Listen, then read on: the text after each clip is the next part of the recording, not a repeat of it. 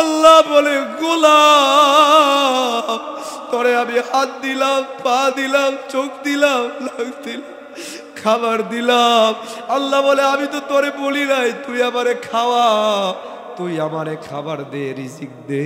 আমি শুধু তোরে 24টা ঘন্টার ভিতরে মাত্র 5টা বা 10টা মিনিট করে আমি আমার কাছে ডাকি। এ ভাই যখন মুয়াজ্জিন ডাক দেয় হাইয়া আলাস সালাহ, ওটা মুয়াজ্জিনের ডাক নয়, মুয়াজ্জিন মাত্র পৌঁছায়া দেয়। আল্লাহ আমাদেরকে ডাক দেয় বড় দয়া করে, মায়া করে। আল্লাহ ডাক দেয় হাইয়া আলাস সালাহ, গোলাম আয়। আজকে বাবার রাজনীতিও বাংলাদেশের মানুষ দেখেছে, মেয়ের রাজনীতিও দেখেছে, এরপরে জামাইয়ের রাজনীতিও দেখেছে, বউয়ের রাজনীতিও দেখেছে, লাঙ্গলও দেখেছে, ধানশীষও দেখেছে, নৌকা দেখেছে। কোনো কিচ্ছু দিয়ে শান্তি আসে নাই, অধিকার অর্জন হয় নাই। অধিকার অর্জন হতে হলে কোরআনের সংবিধান বাস্তবায়ন হয়। কোরআনের সংবিধান বাস্তবায়ন না হলে কসম আল্লাহর মানুষের অধিকার অর্জন হবে না, হবে না, হবে না। কোরআন কারণে, কোরআন পৃথিবীর কোনো মানুষের নয়, কোরআন কার? চিৎকার দিয়ে বলেন কোরআন কার? আল্লাহর কোরআন। এই জমিন, আকাশ জমিন কার? আচ্ছা বলুন, আকাশ যেহেতু আল্লাহর, জমিন যেহেতু আল্লাহর, আল্লাহর আকাশের নিচে জমিনের উপরে যদি শান্তি বাস্তবায়ন করতে হয়, যদি শান্তি চেতে হয়, আল্লাহর আইন, আল্লাহর ল, আল্লাহর সংবিধান ছাড়া শান্তি কোনোদিনও সম্ভব হবে না। আর যদি কোরআন বাস্তবায়ন হয়ে যায়, আল্লাহু আকবার। আসেন দেখুন, কোরআনের কাছে আসলে আপনি কি চান, কি চান, কি লাগবে আপনার? কোরআন কারীমের 14 নম্বর পারা, 16 নম্বর সূরা, সূরা আন-নাহল 89 নম্বর আয়া, আল্লাহ বলে ওয়ানাজ্জালনা আলাইকাল কিতাব তিবয়ানান লিকুল্লি শাই। আল্লাহ বলে হে রাসূল, আপনাকে এমন একখানা কিতাব আমি আল্লাহ দিলাম। কি চান? অর্থনীতি বলেন, রাজনীতি বলেন, সমাজনীতি বলেন, পৌরনীতি বলেন, ফিজিক্স বলেন, কেমিস্ট্রি বলেন, বায়োলজি বলেন, মানুষের যা যা দরকার, আল্লাহ বলে আমি আল্লাহ কোরআনের ভিতরে তা তোমাদের জন্য দিয়ে দিলাম। আমাদের সমাজতন্ত্র গঠনের জন্য, আমার পৌরনীতির জন্য, আমার অর্থনীতির জন্য যা যা দরকার সব কিছু দিয়া আল্লাহ রাব্বুল আলামিন যে কিতাবটা মানুষের জন্য প্রেরণ করেছেন, ওই কিতাবের নাম কি? জোরে বলেন কি? ওই কোরআনটা যদি আমরা ধরি, ওই কোরআনটা যদি মানি, কি হবে? এ ভাইরা ভালো করে লক্ষ্য করেন, আল্লাহ নিজে বলে দিলেন এই কোরআন শুধু কোরআন নয়, কোরআন হলো সমাধান। কোরআন কারীমের 15 নম্বর পারা, 17 নম্বর সূরা, সূরা ইসরা 82 নম্বর আয়া, আল্লাহ বলে ওয়ানুনাজ্জিলু মিনাল কুরআন মা হুয়া শিফা। আল্লাহ বলে আমি কোরআন নাজিল করলাম, সমাজের যত সমস্যা আছে সব সমস্যার জন্য প্রতিষেধক বানায়া আমি কোরআনকে নাজিল করে দিলাম। সমস্ত সমস্যার সমাধানের নাম কি? জোরে বলেন কি? আপনাদেরকে আমি একটু দেখায়া দিব, আঙ্গুল দিয়ে ধরে ধরে। এই পৃথিবীতে যত সমস্যা আছে সমস্ত সমস্যার একমাত্র সমাধানের নাম কোরআন। যতদিন আসে নাই, আল্লাহর নবী যে জামানায় আগমন করলেন, একটাবারও কি চিন্তা করেছেন? আল্লাহর নবী আগমন করলেন যেই জামানায়, আমাদের বর্তমান বাংলাদেশের সমস্যার থেকে ওই জামানার সমস্যা কম ছিল না বেশি ছিল? একটু বেশি নয়। যেই যুগটাকে বলা হতো দ্য এজ অফ ডার্কনেস, আইয়ামে জাহিলিয়াত, বর্বরতার যুগ, যেই যুগে মানুষ, নারীরা রাস্তায় হাঁটতে পারত না, নারীদের কোনো অধিকার ছিল না, শিশুদের অধিকার ছিল না, যেই যুগে রাস্তাতে, পথে ঘাটে ডাকাতি, চুরি, লণ্ঠন হতো, মানুষ দেবদেবীর পূজা করত, যাকে বলা হয় দ্য এজ অফ ডার্কনেস, ওই জামানায় আল্লাহর নবী গারে হেরায় থেকে যখন ওহী নাজিল হলো, কোরআন নিয়ে আগমন করলেন, ওই কোরআনের ছায়ায়, কোরআনের আদলে যে সমাজ তিনি গঠন করলেন, ওই সমাজ কোরআন দিয়ে গঠন হওয়ার পরে কি সমাজ হলো গোটা বিশ্বের ভিতরে। রাসূলুল্লাহ বলেন, জুমার খুতবায় দেখবেন খতিব সাহেবরা বলে, খৈরুল কুরুনি করনি সুম্মাল্লাযীনা খৈরুল কুরুনি করনি। গোটা পৃথিবীর ইতিহাসে শ্রেষ্ঠ জাতি, শ্রেষ্ঠ সমাজ আল্লাহর নবীর সমাজ। কেন? ওই সমাজ গঠন করা হয়েছিল কোরআন দিয়ে। বলেন কি দিয়ে? কোরআন দিয়ে। কোরআন দিয়ে সমাজ গঠন করার কারণে সমাজে শান্তি এসেছিল, সমাজের জেনা দূর হয়েছিল, সমাজের অবিচার দূর হয়েছিল, অন্যায় দূর হয়েছিল, মৌলিক অধিকার আদায় হয়েছিল। আদৌ যদি আবার শান্তি প্রতিষ্ঠা করতে হয়, হাজার ডজন ডজন যাদের ভিতরে উপদেষ্টা, এমন সব উপদেষ্টা গঠন করলেন যাদের সাথে কোরআনের সম্পর্ক নাই, যেই সংবিধানের সাথে কোরআনের সম্পর্ক নাই, ইসলামের সম্পর্ক নাই, এমন উপদেষ্টা, এমন সংবিধান দিয়ে কসম আল্লাহর মানুষের সমস্যা দূর হবে না। আসেন না কোরআন থেকে দেখেন না কি সমাজ আল্লাহ দিয়েছেন আমাদের দেশে। আমি মাঝে মাঝে বলি, যে নেতায় আসুক, যে নেতায় আসুক, নেতা রাজনীতির নামে রাজনীতি হয় না, রাজনীতির নামে হয় পেটনীতি। কথা বলে না? রাজনীতির নামে হয় পেটনীতি। টাকা চুরি করে যেই চেয়ারে আসুক, চেয়ারকে মিসইউজ করে কখনো বা নিজের, কখনো বা দেশের জনমের টাকা মেরে, অফিসের টাকা, দেশের টাকা বিদেশে পাড়ি জমায়। এখন ব্যাংকওয়ালারা আমাদের 1000 টাকাও দিতে পারে না অনেক সময়। কেন নাই? দিবে কোত্থেকে? কেন এমনটি হলো? কারণ কি? মানুষগুলোর ভিতরে কোরআন নাই। কি নাই বলেন? আজকে এই যে আমাদের বাংলাদেশ, আপনাদেরকে একটু আগে আমার মনে পড়ে গেল, ব্রিটিশ পিরিয়ডরা 200 বছর এ দেশটাকে শাসন করেছে। কয়শো বছর? এই কথাগুলো একটু মনোযোগ দেন, কান লাগায় শোনেন। মাই ডিয়ার ইয়ঙ্গার ব্রাদার্স, যুবকেরা, তরুণেরা, এলাকার নেতৃস্থানীয় ভাইয়েরা, 200 বছর শাসন করার পরে ওই সময় ব্রিটিশরা একটা গোপন বৈঠক করেছিল। ওই গোপন বৈঠকে ব্রিটিশদের ওই সময় প্রেসিডেন্ট গ্লেডস্টোন, লর্ড মেকল খ্রিস্টানদের লক্ষ্য করে বলল, এ খ্রিস্টানরা, তোমরা কি চাও মুসলমানদের নাম ও নিশানা মিটাইয়া দিবা? বলে হ্যাঁ। বলে কিভাবে মিটাবা? তখন গ্লেডস্টোন, লর্ড মেকল বলেছিল, শোনো, মুসলমান এমন একটা জাতি, এদের সাথে যুদ্ধ করে কেউ তাদেরকে পরাজিত করতে পারবে না। মুসলমানদেরকে অস্ত্রের ভয় দেখিয়ে কেউ পরাজিত করতে পারবে না। মুসলমানদেরকে বোমা হামলা মামলার ভয় দেখিয়ে পরাজিত করতে পারবে না। ইতিহাস সাক্ষী, মুসলমানদেরকে, মুসলমান যখন দাঁড়িয়েছে 313 জন দাঁড়িয়েছে, অপর প্রান্তে 1000 পরাস্ত হয়েছে। মুসলমান 1000 দাঁড়িয়েছে, 3000 পরাজিত হয়েছে। মুসলমান 10,000 দাঁড়িয়েছে, 1 লক্ষ পরাজিত হয়েছে। এমনকি বর্তমানেও আফগানে আমেরিকা সহ, রাশিয়া সহ লক্ষ কোটি কোটি টাকা ব্যয় করে আমেরিকা লেজ গুটিয়ে মুসলমানদের হাতে, আফগানদের হাতে লেজ গুটিয়ে পালাতে বাধ্য হয়েছে। ইতিহাস বলে মুসলমানদের সাথে যুদ্ধ করে পারা যাবে না।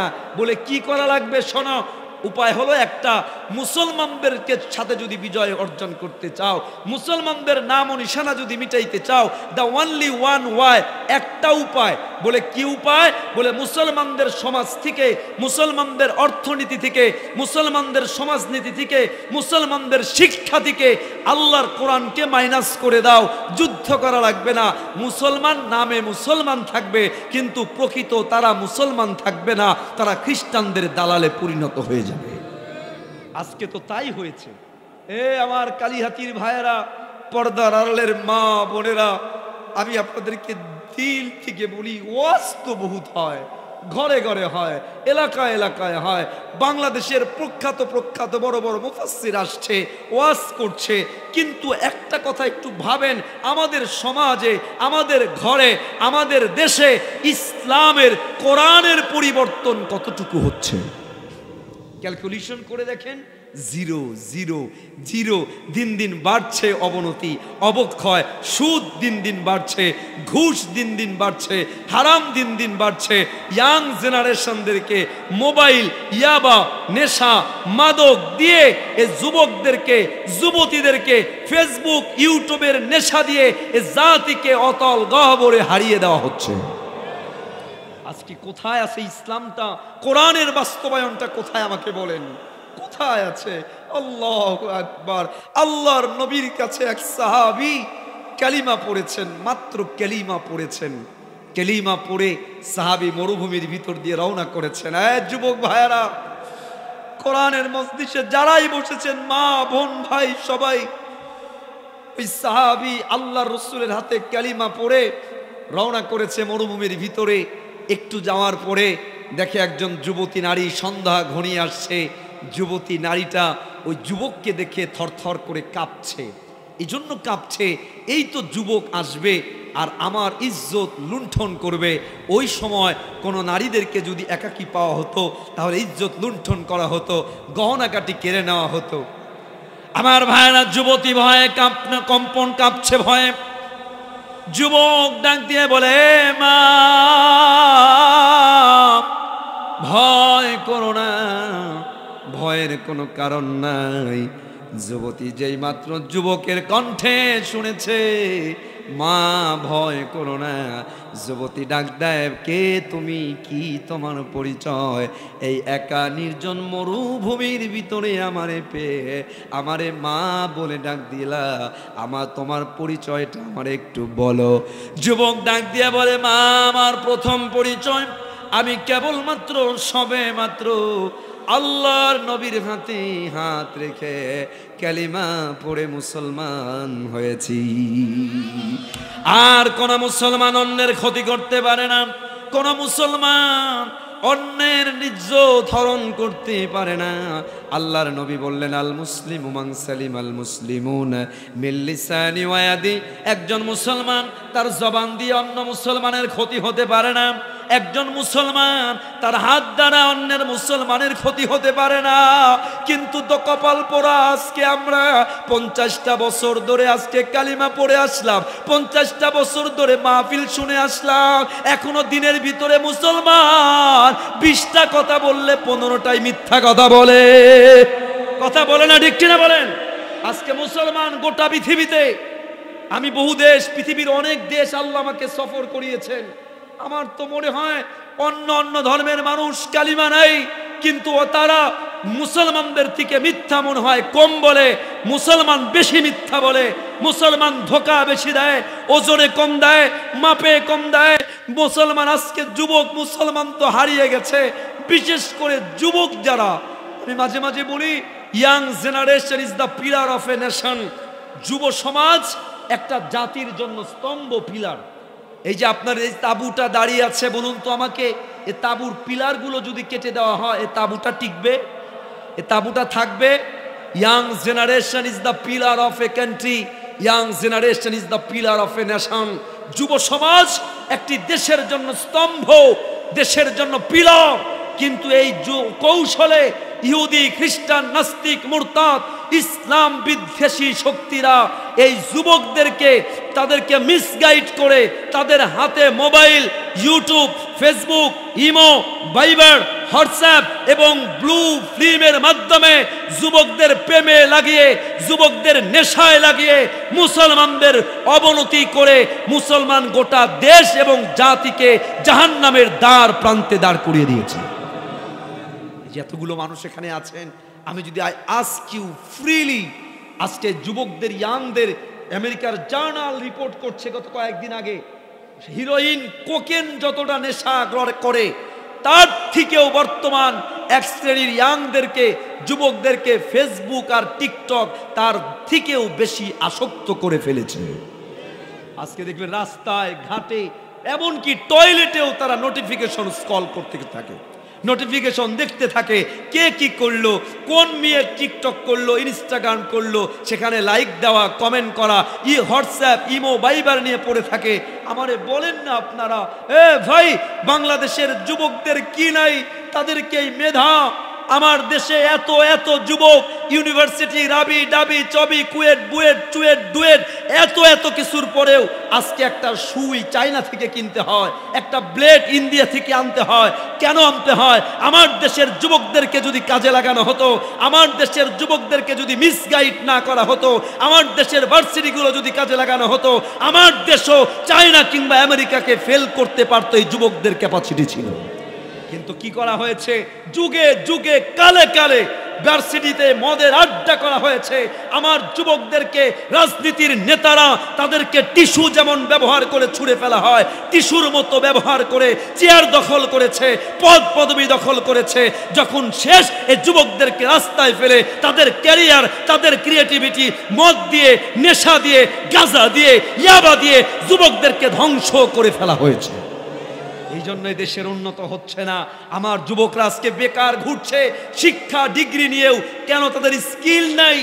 স্কিল তো করার সুযোগ তৈরি হয় নাই, কারণ তারা ফোন। আমি যুবকদেরকে বলে, my dear younger brothers, do you know your capacity? Do you know your capability? Do you know who are you?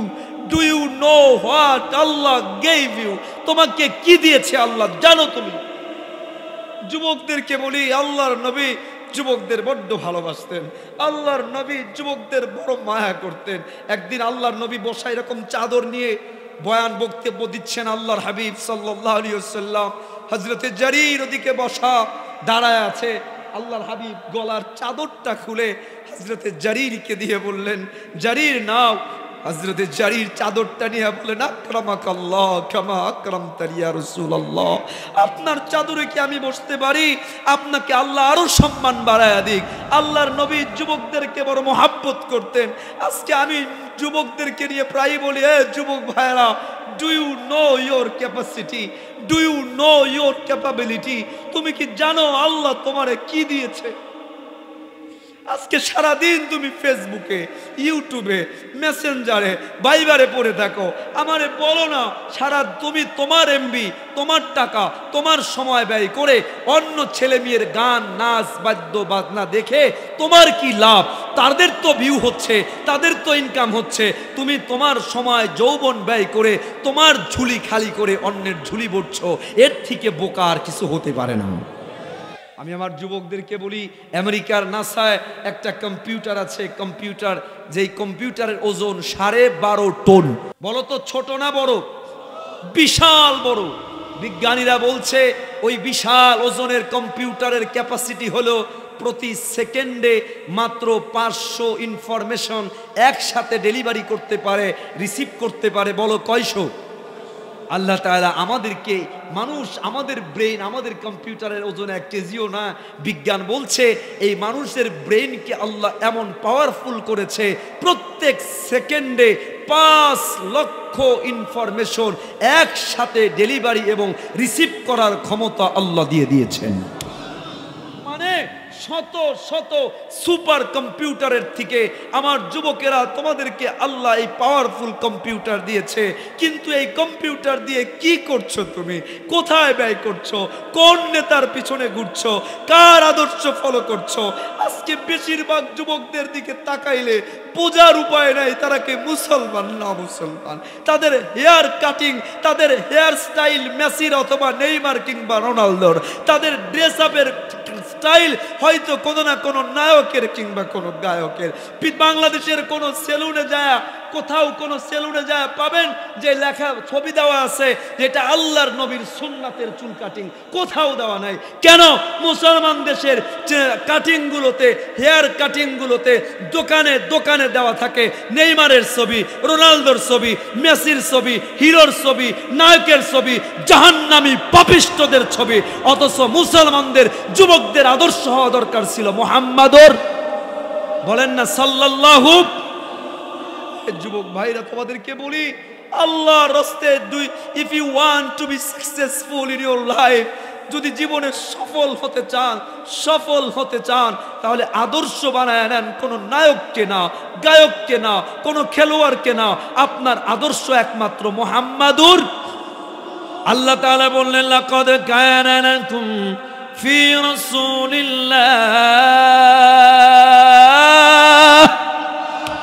আল্লাহ তাআলা বললেন, হে পৃথিবীর মানুষ, যুবক হও, ডাক্তার হও, ইঞ্জিনিয়ার হও, আলেম হও, এমপি হও, মন্ত্রী হও, মিনিস্টার হও, তোমার জন্য আদর্শ কোনো নেতা নয়, গায়ক নয়। তোমার জন্য আদর্শ তোমাদের নবী, আমার হাবিব মুহাম্মাদুর রাসূলুল্লাহ সাল্লাল্লাহু। আয় ভাইরা, আল্লাহর নবীকে যদি আদর্শ বানান, লাভ কি, দুনিয়াতে লাভ কি, পরকালে লাভ কি? দুনিয়ারটা আগে বলি। যদি আপনার আদর্শ আপনার আমার নবী হয়ে যায়, আমার আপনার হাবিব হয়ে যায়, তাহলে দুনিয়াতে আমাদের পেরেশানি নাই, এমন কোনো মানুষ কিন্তু দুনিয়াতে নাই। আজকে অর্থনৈতিক সমস্যা, রাজনৈতিক সমস্যা, পারিবারিক সমস্যা, বিদেশ যাত্রা অনিশ্চিত, কত রকম সমস্যা। আমি সহ আপনারা যারা এখানে আছেন, সমস্যা নাই এমন কোনো মানুষ কিন্তু নাই। কিন্তু আপনার আদর্শ যদি আমার আপনার নবী হয়, আল্লাহর নবী শিখায়া দিবে যেইখানে যত সমস্যা ওই জায়গায় সমাধানের পথ দিয়ে দিয়েছেন কে? জোরে বলেন কে? সব জায়গায় রাসূল আপনাকে হাতে ধরায় ধরায় শিখাইছে, এই জায়গায় এই সমস্যা হলে এটা করবা, এই হটা হলে এটা করবা।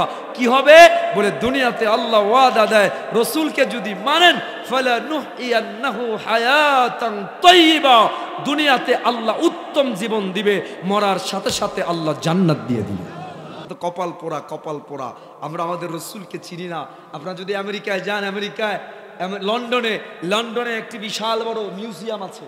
মিউজিয়াম এরকম এরো করে একটা গেট বানানো আছে, ওই গেটের ভিতরে তারা লিখে রেখেছে, as a law maker, as a law giver, as a father, as a teacher, as a president, the prophet Muhammad is the superman of the whole world. আল্লাহু আকবার। মা বোনদের প্যান্ডেল আছে? আচ্ছা, মা বোনরাও আছেন। এই মুহূর্তে আমি আপনাদেরকে বাসায় নেওয়ার জন্য কিছু আমল, কিছু কথা, কিছু সমস্যার সমাধান কোরআন থেকে দেখায়া দেখায়া আপনাদেরকে একটু দেওয়ার চেষ্টা করব। আপনারা আমার সমস্যা নাই, পারিবারিক, অর্থনৈতিক, সামাজিক, ব্যবসা বাণিজ্য, এমন কোনো মানুষ আছে? কেউ নাই, সবার সমস্যা আছে। সমস্যায় কি করবেন?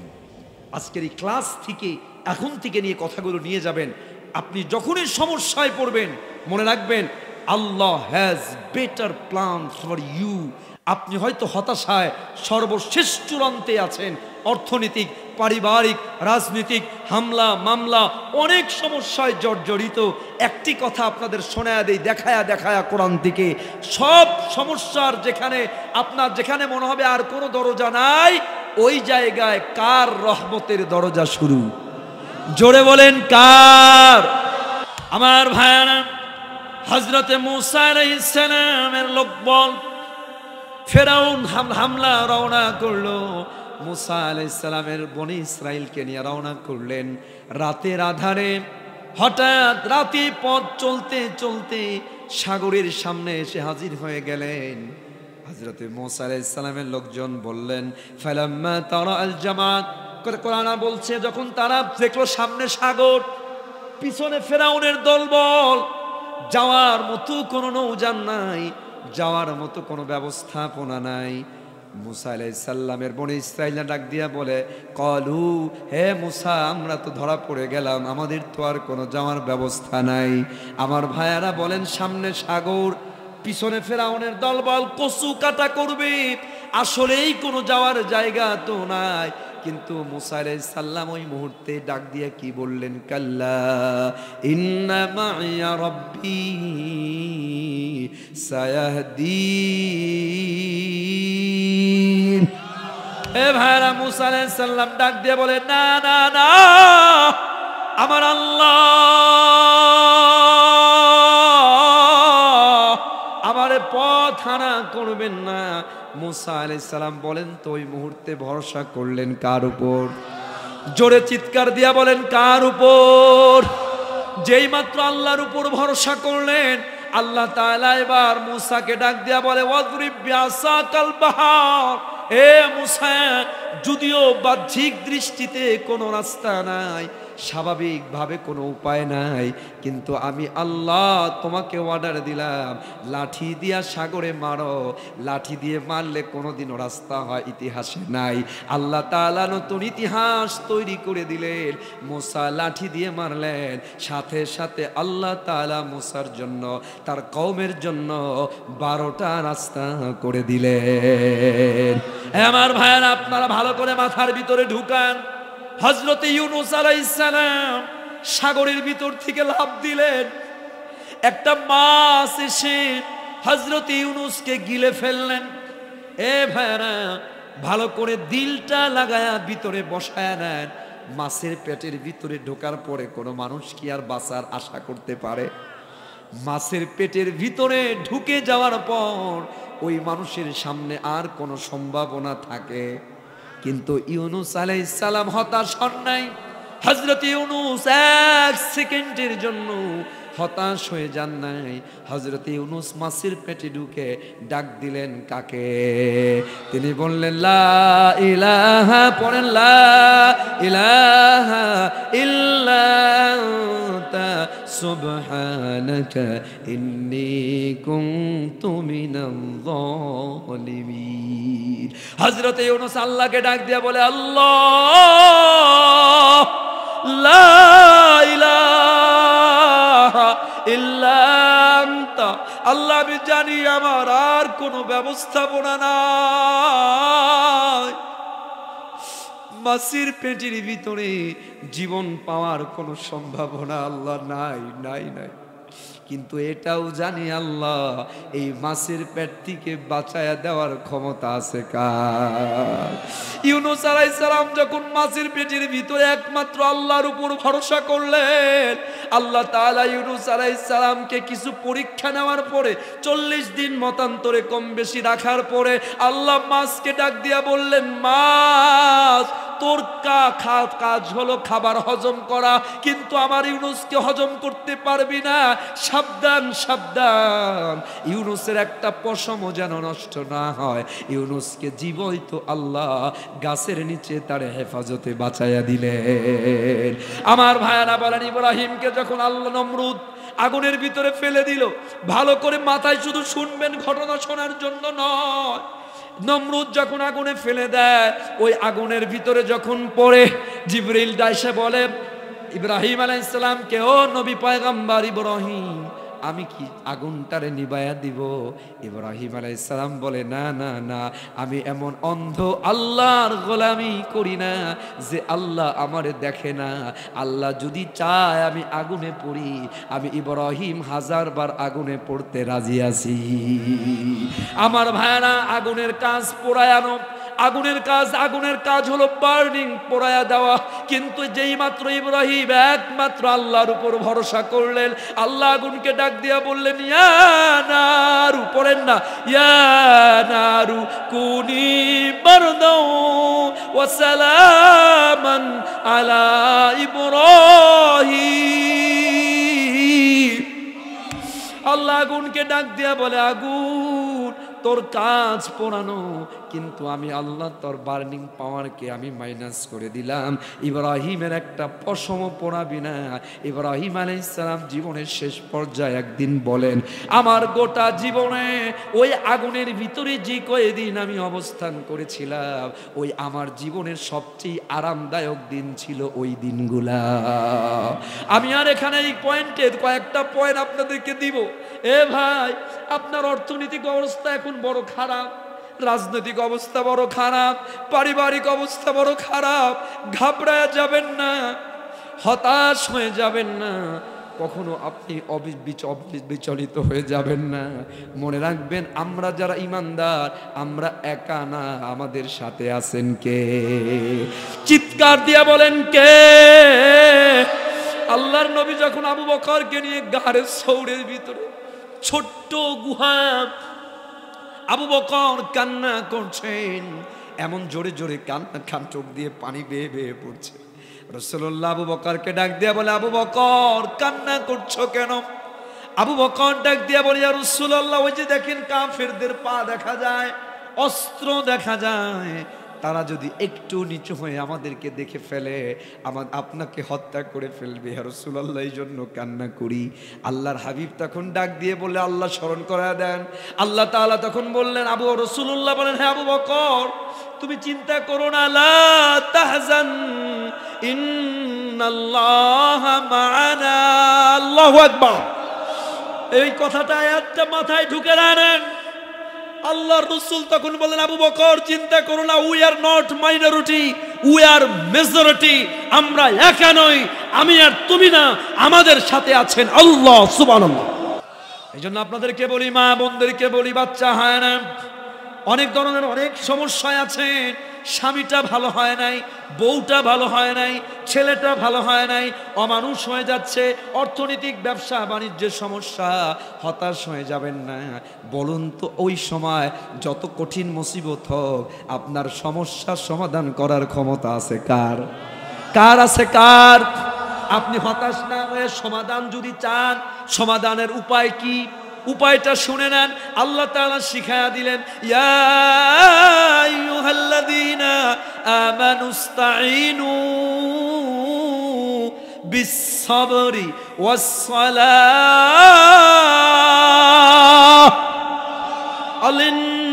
ইন্নাল্লাহা মা'আস-সাবিরিন। আল্লাহ তাআলা বললেন, হে বান্দা, মুসিবত যখন আসবে তখন তোমার কাজ মাজারে গিয়ে ধর্ণা দিবা না, মাজারে গিয়ে চাবা না, কবরের কাছে গিয়ে চাবা না, হায় হুতাশ করবা না, অভাব হলে মানুষের কাছে গিয়ে বলা বলি করবেন না, অসুস্থ হলে মানুষের কাছে গিয়ে বলা বলি করবেন না। মনে রাখবেন, মানুষ কেবল স্বার্থের সাথেই সম্পর্কিত। আপনি যদি আপনার অভাব আর একজন ভাইয়ের কাছে বলেন, আপনারে সে খোটা দিবে, আপনারে তাচ্ছিল্য করবে। আপনার আনন্দের কথা যদি অন্যরে বলেন, আপনার হিংসা করবে। আপনি আপনার ভালো বললে সে হিংসা করবে, খারাপ বললে আপনারে আরো বেশি পচাবে। মানুষের কাছে বলতে যাবেন না। উপায় হলো, আমার মা বোন ভাই সবাই যখনই সমস্যায় পড়বেন, 5 ওয়াক্ত নামাজ পড়বেন, আর নামাজের পরে স্পেশালি মাঝে মাঝে 2 রাকাত সালাতুল হাজাত পড়বেন। আরো বেশি সমস্যা, তাহাজ্জুদের সময় নিরিবিলি দাঁড়ায়া যাবেন, 2টা রাকাত নামাজ পড়ে আপনার কপালটারে আল্লাহর কুদরতি পায়ে একটু নোয়া দিন। আল্লাহর কুদরতি পায়ে আপনার কপালটারে লত করে দিন। আল্লাহ রাসূল বলেন, বান্দা যখন তার কোনো সমস্যা নিয়া তাহাজ্জুদের নামাজে আল্লাহর কুদরতি পায়ে তার কপালটারে নোয়া দেয়, বান্দা চোখের পানিগুলো ফেলে দেয়, ওই বান্দার চোখের পানি জমিনে পড়ার আগে আল্লাহ তার সমস্যা সমাধান করে দেয়। এই জন্য আপনাদেরকে বলি, যখনই সমস্যায় পড়বেন, চাবেন কার কাছে বলেন? আরো জোরে চিৎকার দিয়া বলেন, কার কাছে? চাওয়ার ধরন 1 নাম্বার সবর, 2 নাম্বার নামাজ, 2 নাম্বার কি বলেন? জোরে বলেন কি? কিন্তু আজকে কপাল পোড়া মুসলমান, বয়ান যাও শোনে, নামাজ তাও পড়ে না। ফজরের নামাজি, এই যে যতগুলো মানুষ আমরা একত্রিত হয়েছি, ফজরের নামাজে কি এতগুলো মানুষ মসজিদে পাওয়া যাবে? কথা বলেন না কেন যাবে? কিন্তু কেন যাবে না? কেন বলেন? আল্লাহর নবী বলেন, হায় হায়, মানুষ এবং আল্লাহর মাঝখানে সবচেয়ে কাছাকাছি যাওয়ার মাধ্যম হলো নামাজ, সেজদা। বান্দা যখন সেজদায় যায়, বান্দার আল্লাহর মাঝখানে কোনো ব্যবধান থাকে না। এ ভাইরা, আমি আপনি মানুষ ছাড়া যা কিছু আছে সবাই কারে সেজদা দেয়? জোরে বলেন কাকে? আল্লাহর কোরআন খোলেন 13 নম্বর পারা, 13 নম্বর সূরা, সূরা রাআদ 15 নম্বর আয়া। আল্লাহ বলে, ওয়ালিল্লাহি ইয়াসজুদু মা ফিস সামাওয়াত ওয়া মা ফিল আরদ। আল্লাহ বলে, আকাশে জমিনে যা কিছু আছে সবাই কাকে সেজদা দেয়? আরো খোলেন সূরা রহমান, আল্লাহ বলে, আন-নাজমু, পড়েন না নাজমু, ওয়াশ-শাজারু ইয়াসজুদান। আল্লাহ বলে, গাছ, তারকা, চন্দ্র, সূর্য আল্লাহর সেজদা দেয়। শুধু চন্দ্র সূর্য নয়, এই যে দেখেন আমি টিস্যুটা ধরলাম, ওই যে টিস্যুর একটা ছায়া দেখা যায়, যায় না? পৃথিবীর সব কিছুর ছায়া পড়ে, আল্লাহ বলে এই যে ছায়া, এটাও ছায়া নয়। কোরআনটা খোলেন 14 নম্বর পারা, 16 নম্বর সূরা, সূরা নাহাল 48, 49, 50 নম্বর আয়া। আল্লাহ বলে, আওয়ালাম ইয়ারাউ ইলা মা খালাকাল্লাহু বিন শাই ইয়াতাফায়্যাউ দিলালু আনিল ইয়ামিনি ওয়াশ শামাইল সুজদাল লিল্লাহ। আল্লাহ বলে ওই যে ছায়া, এটা ছায়া নয়, ছায়াটা আল্লাহর সিজদা দেয়। এ কালিহাতির ভাইরা, মায়েরা, বোনেরা, অথচ আল্লাহ তো গাছকে, পাখিকে, পশুকে সিজদার জন্য বানায় নাই, মূলত আমারে আপনারে আল্লাহ সিজদা দেওয়ার জন্য বানাইছে। আমারে আপনারে আল্লাহ ইবাদতের জন্য বানিয়েছে। অথচ আমরা মানুষ কত নিমু খারাপ। আমাদেরকে 24টা ঘন্টা, বিজ্ঞান বলছে 24টা ঘন্টা আমার হার্ট, এই হার্টটা এরকম করে, কিডনিটা নড়াচড়া করে, প্রায় 35,000 পানি রক্ত আমাদের শরীরের ভিতরে সার্কুলেট করে। আমারে বলেন না, একটা সেকেন্ডের জন্য আপনার হার্ট যদি আর না নড়ে, আপনার কিডনি যদি পাম্প না করে, মানে আপনি মৃত, আপনি মৃত। 24টা ঘন্টা আপনার হার্টটারে মুভমেন্ট করায়া আমারে আপনারে জীবিত রেখেছে কে? বিজ্ঞান বলছে আমি আপনি যখন শ্বাস নেই, হাদিস, আবার আপনার শ্বাস নেই যখন, এক একটা শ্বাস নেওয়ার আগে আল ফেরেশতা আল্লাহরে বলে, আল্লাহ শ্বাস কি ছাড়তে দিব নাকি আটকায়া দিব? যদি আটকায়া দেয় আমি আপনি মৃত। প্রত্যেকটা সেকেন্ডে সেকেন্ডে অক্সিজেন দিয়ে আমাদেরকে বাঁচায়া রাখছে কে? জোরে বলেন না কে? আল্লাহ বলে, গোলাম, আল্লাহ বলে, গোলাম, তোরে আমি হাত দিলাম, পা দিলাম, চোখ দিলাম, নাক দিলাম, খাবার দিলাম। আল্লাহ বলে, আমি তো তোরে বলি নাই তুই আমারে খাওয়া, তুই আমারে খাবার দে, রিজিক দে। আমি শুধু তোরে 24টা ঘন্টার ভিতরে মাত্র 5টা বা 10টা মিনিট করে আমি আমার কাছে ডাকি। এ ভাই, যখন মুয়াজ্জিন ডাক দেয় হাইয়া আলাস সালাহ, ওটা মুয়াজ্জিনের ডাক নয়, মুয়াজ্জিন মাত্র পৌঁছায়া দেয়। আল্লাহ আমাদেরকে ডাক দেয় বড় দয়া করে, মায়া করে। আল্লাহ ডাক দেয় হাইয়া আলাস সালাহ, গোলাম আয়, আমার কুদরতি পায়ে একটু সেজদা দে।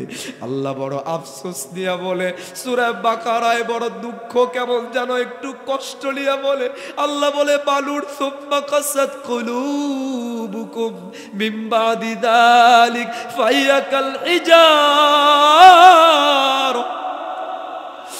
আল্লাহ বলে, মানুষ তোদের হৃদয় বড় কঠোর হয়ে গেছে, আমাদের হৃদয় বড় কঠোর হয়ে গেছে। আল্লাহ বলে, কত কঠোর? ফাহিয়া কাল হিজার। আল্লাহ বলে, পাথরের ন্যায়? বলে না না, আও আসাদ্দু কাসওয়া, বরং পাথরের থেকেও কঠোর। কেন? কারণ ফাইন্না মিনাল হিজারতি লামা ইয়াতাফাজ্জারু মিনহুল আনহার। আল্লাহ বলে, পাথরও আল্লাহর ভয়ে কাঁদে কাঁদে। আপনারা যদি জাফলং যান, দেখবেন জাফলং এর পানি দিয়ে নদী হয়ে যায়, গোসল করেন, কোত্থেকে পানি আসে? মুফাসসিরিন ইকরাম বলে, পাথর আল্লাহর ভয়ে কাঁদে, ওই কান্না দিয়া নদী তৈরি হয়ে যায়। আল্লাহ বলে, পাথরও কাঁদে, কিন্তু হে মানুষ, তোদেরকে আমি বড় দয়া করে, মায়া করে বানাইলাম। একটা দিনে মাত্র 5 বার নামাজে ডাক দেই, তোরা আবার নামাজে আসিস না। আল্লাহ বলে, তোদের হৃদয় পাথরের থেকেও কঠোর। এ ভাইরা, আপনি কোন বক্তার আওয়াজ শুনলেন, কোন পীরের মুরিদ, ডাক্তার, ইঞ্জিনিয়ার, লয়ার, আল্লাহ এটা দেখবে না। আল্লাহর নবী বলে, আউয়ালু মা ইউহাসিবু বিহিল আবদু ইয়াউমাল কিয়ামাতি ওয়াস সালাহ। আল্লাহ বলে, হাসরের ময়দানে বান্দার সর্বপ্রথম হিসাব হবে নামাজ। বলেন কি? সর্বপ্রথম হিসাব হবে নামাজ। আল্লাহর নবী যখন মারা যায়, জীবনের শেষ মুহূর্ত, বিশ্ব নবী আম্মা জান আয়েশা রাদিয়াল্লাহু তাআলা আনহার কোলের উপরে মাথা, কথা বলতে পারেন না, কখনো হুশ কখনো বেহুশ, ওই মুহূর্তে আল্লাহর নবী আমাদের জন্য বলেন আসসালাত আসসালাত, উম্মত নামাজ ছেড়ো না। এ কালিহাতির ভাইয়েরা, আমার কলিজার টুকরা মা বোন যুবক তরুণ ভাই বাবাজিরা, আমার কাছে কি ওয়াদা নিতে পারবেন এই গভীর রাত্রিবেলায় আজকের পর থেকে নিয়া, আজকের ফজর নামাজের থেকে নিয়া আমরা আর নামাজ ছাড়বো না ইনশাআল্লাহ? দুটো হাত উঁচু করে ধরেন, আল্লাহর দেখান, বলেন আল্লাহ, জোরে বলেন আল্লাহ, আমাদেরকে 5 ওয়াক্ত নামাজ পড়ার তৌফিক দান, বলেন আমিন। আরো জোরে বলেন আমিন। আল্লাহ আমি দোয়া করি, আল্লাহ আমার মা বোন ভাই সবাই রে 5 ওয়াক্ত নামাজ পড়ার তৌফিক দিয়ে দিয়েন, বলেন আমিন। এ ভাইরা, যারা চাকরি করেন বড় কঠিন কথা, যারা চাকরি করেন রাত 12টা 1টায় ঘুমান, ঘুমানোর সময় মোবাইলে অ্যালার্ম দেন কয়টায়? সকাল 9টায়, সকাল 8টায়, ফজরের নামাজ 5টায়, অ্যালার্ম দিলেন 8টায়, মানে আল্লাহু আকবার। রাসূলুল্লাহর ভাষায় মুফাসসিরিন মুহাদ্দিসিন বলেন, আপনি অ্যালার্ম যে পড়ে দিলেন ফজরের নামাজের টেনশন নাই, মুরতাদ হয়ে যাবে। নাউজুবিল্লাহ। রাসূলুল্লাহ বলে, মান তারাকা সালাম মুতাআম্মিদান ফাকাদ কাফার, ইচ্ছে করে এক ওয়াক্ত নামাজ ছাড়লে কুফর হয়ে যায়, কাফের হয়ে যায়। নামাজ পড়বেন তো ইনশাআল্লাহ। আমি কয়েকটা কথা শেষ করে দিব দোয়া করার মাধ্যমে। 1 নাম্বার কথা হলো, আমি আপনাদেরকে কোরআন থেকে দিতে চাই, কখনো হতাশ হবেন না। আজকে নিয়ে যাওয়ার প্রথম কথা, বলেন কখনো হতাশ হব? যখনই সমস্যা আসবে মানুষের কাছে নয়, বলবেন কার কাছে? বলার সিস্টেম হলো নামাজ। ধৈর্য ধারণ করেন, আল্লাহর কাছে সবর করেন, আল্লাহর কাছে চান। আর 2 নাম্বার, অভাবে যখন পড়বেন, কোরআন থেকে শিখাচ্ছে বর্তমানে একটু অভাব অনটন বিভিন্ন সমস্যা বেশি, মানুষ হতাশায় ভুগছে, মানুষ হতাশায়গ্রস্ত হচ্ছে। মনে রাখবেন, আমাদের দেশের রাজনীতির সমস্যা, পলিটিক্যাল সমস্যা, এত সমস্যা, আমাদের বঙ্গোপসাগরে আমাদের নদীগুলোতে এমন লক্ষ লক্ষ পানি আছে, যাদের টন টন মন মন খাবার লাগে, তাদের কোনো মন্ত্রী নাই, তাদের কোনো মিনিস্ট্রি নাই, তাদের কোনো উপদেষ্টা নাই, তাদেরকে আল্লাহ না খায়া রাখছে। কথা বলেন, না খেয়ে রাখছে। রিজিকের মালিক কে? চিৎকার দিয়ে বলেন কে? আল্লাহ বলে, ওমা মিন দাব্বাতিন ফিল আরদি ইল্লা আলাল্লাহি রিজকুহা। সব প্রাণীর রিজিকের দায়িত্ব আল্লাহ নিয়েছেন। আল্লাহর যেহেতু রিজিকের মালিক, টেনশন করবেন না, হতাশ হবেন না। যদি রিজিকের ঘাটতি দেখা দেয়, ব্যবসায় সমস্যা দেখা দেয়, কোরআনটা একটু খুলবেন, কোরআন শিখাচ্ছে আপনার দরকার কি। আল্লাহ বলে, ওয়ালাউ আন্না হালাল কুরা আমানু ওয়াত্তাকাউ, 2টা গুণ লাগবে। যখনই মনে করবেন যে আপনি রিজিকের ভিতরে বরকত হচ্ছে না, ব্যবসায় সমস্যা হচ্ছে, বিভিন্ন ধরনের টেনশন, বুঝবেন ঈমানের আমলের ঘাটতি হয়ে গেছে, ঈমান তাকওয়ার ঘাটতি হয়েছে, গুনাহ হচ্ছে। আল্লাহর ওয়াদা আমার কথা না। ওয়ালাউ আমানু, আল্লাহ বলে যদি ঈমান আনে, ওয়াত্তাকাউ, আল্লাহর ভয় যদি ধারণ করেন, আপনি নিজেকে শুধরায় নেন, অর্থনৈতিক সমস্যা, পারিবারিক সমস্যা, রিজিকের সমস্যা তৈরি হচ্ছে, ঈমানটাকে মজবুত করেন, আল্লাহর সাথে সম্পর্ক বাড়ান, গুনাহ ছেড়ে দেন। আল্লাহ বলে, লাফাতাহনা আলাইহিম বারাকাতিম মিনাস সামা, আসমান থেকে জমিন থেকে আল্লাহ আপনার রিজিকের দরজা খুলে দিবেন। সমস্যা হয়, কোরআনটা খুলে এখান থেকে মোটিভেশন নেবেন। আল্লাহ আমাদের তৌফিক দান করুক, বলেন আমিন। আমার যুবকদের জন্য, মা বোনদের জন্য 2টো কথা বলে আমি দোয়া করব। একটা লোক আর উঠবেন না। যুবকেরা, my dear youngers, my dear younger brothers and sisters, আপনাদেরকে বলি, this is your golden time, this is your golden period, this is your golden time. If you waste your time, you never ever get this opportunity in your whole life. আমার যুবকেরা যারা বয়স্ক হয়েছে, জিজ্ঞাসা করে দেখো না, এখন আর 4 ঘন্টা 5 ঘন্টা বসে থাকতে পারে না, কোমর সাপোর্ট দেয় না, চোখ সাপোর্ট দেয় না। যুবকেরা, তোমাদের এই যৌবনকালটাকে যদি ফেসবুক, ইমো কিংবা ইউটিউব, মুভি, সিনেমা, নাটক, প্রেম প্রীতি, আজকাল ম্যাক্সিমাম যুবক তরুণদের টপিক হলো প্রেম প্রীতি আর ফেসবুক, ইউটিউব। কথা বলে না? যুবকদের ধ্বংস করে দিচ্ছে। যুবকদেরকে বলি, মা বোনদেরকে বলি, আপনাদেরকেও বলি, মুরব্বীদেরকেও বলি, আজকাল ঘরের ভিতরে আগে সিনেমা ছিল না এত, ওই ধরেন টাঙ্গাইল শহরে একটা সিনেমা ছিল, এখন মনে হয় তাও আছে কিনা সন্দেহ, বন্ধ হয়ে গেছে, সিনেমা আর লাগে না। কেন? প্রত্যেকটা ঘর এখন 100টা সিনেমা হলের সমান, ঘরে ঘরে সিনেমা, টিভি সিরিয়াল চলছে। আমার ভাইরা, সিরিয়াল শুধু চলছে না, হিন্দুয়ানা সিরিয়াল, ই বাংলা, জি বাংলা, ওই সন্ধ্যার সময় সিরিয়াল চলে, ইন্ডিয়ায় বসে উলুধ্বনি দেয় মূর্তিতে, আর আমাদের মুসলমানের ঘরে হিন্দুয়ানা পূজা উচ্চারিত হয়। হয় না? হয় না? ওই টিভির সিরিয়ালের মাধ্যমে ঘরে ঘরে পূজা উচ্চারিত হচ্ছে, ঘরে ঘরে মূর্তির ছবি আমাদের ভাসছে রাসূলুল্লাহর ভাষায়, লা তাদখুলু মালা লা তাদখুলু বাইতান মালাইকা ফিহি কালবুন আও তাসাবির। যেই ঘরে ছবি থাকে, মূর্তি থাকে, সিনেমা চলে, ওই ঘরে আল্লাহর রহমত ঢুকতে পারে না, পারে না, পারে না।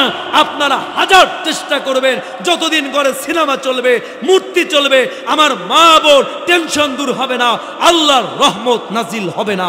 এই জন্য এগুলো দূর করা দরকার আছে না নাই? করবেন তো ইনশাআল্লাহ।